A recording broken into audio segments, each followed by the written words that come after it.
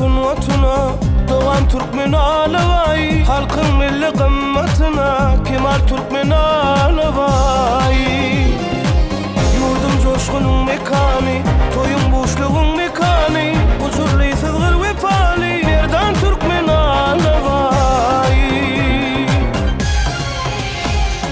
Korku telin şiir masali, midemiz şöhretli yoli, gerek bolsa gerçek yali Edermen Türkmen alavay.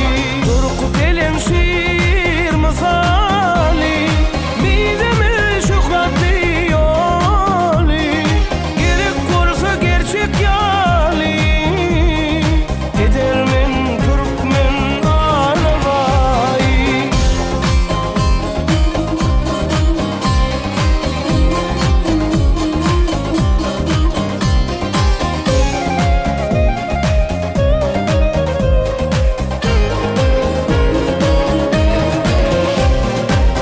Penasına hatar nerler, yol geçenler kerven kerven, ağrımına altın nerlen, halal Türkmen alavay.